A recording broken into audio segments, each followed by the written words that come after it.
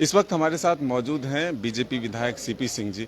आज सदन के भीतर भी आपने देखा होगा और अभी सदन के बाहर जो जेएमएम के वरिष्ठ नेता हैं लोबिन हेम्ब्रम, वो रो रहे थे, कह रहे थे कि हमारी आवाज को दबाया जा रहा है और मुख्यमंत्री जो 1932 के खतियान पर जो बयान दिया उससे वो आहत हैं। क्या कहेंगे आप?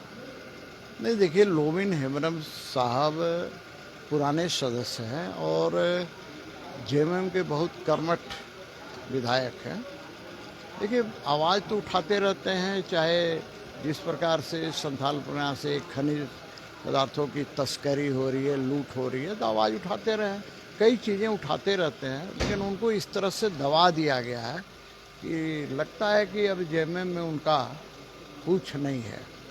तो जेएमएम में 2-3 लोगों को मैं देखता हूँ, चाहे नलिन सोरेन साहब हों, चाहे स्टीफन मरांडी हों, ये सब तो वो टुकुर टुकुर ताकते हैं। लोबिन हेम्ब्रम जरा मुखर हैं तो उनकी परेशानी बढ़ी हुई है। तो बात ऐसा है कि अब सरकार है तो इस सरकार में उनको एडजस्ट करना मुश्किल हो रहा है। तो मैं यही कहूँगा कि भाई अपने माननीय सदस्य का तो ध्यान माननीय मुख्यमंत्री जी को रखना ही चाहिए। हम लोग तो बाहर से यही कर सकते हैं। क्या बीजेपी में स्वागत होगा उनका? नहीं, देखिए, बीजेपी में आने नहीं जाने का कोई प्रश्न नहीं है।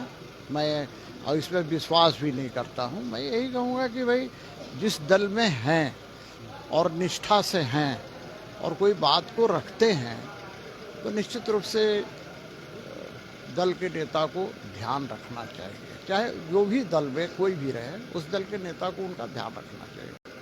नहीं, देखिए, लोबिन हेम्ब्रम साहब पुराने सदस्य हैं और जेएमएम के बहुत कर्मठ विधायक हैं। देखिए, आवाज़ तो उठाते रहते हैं, चाहे जिस प्रकार से संथालपना से खनिज पदार्थों की तस्करी हो रही है, लूट हो रही है, तो आवाज़ उठाते रहे। कई चीज़ें उठाते रहते हैं, लेकिन उनको इस तरह से दबा दिया गया है कि लगता है कि अब जेएमएम में उनका कुछ नहीं है।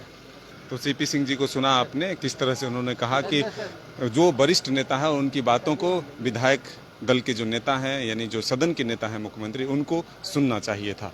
अपने सहयोगी हृदय के साथ मदन सिंह, न्यूज़ 22 को रांची।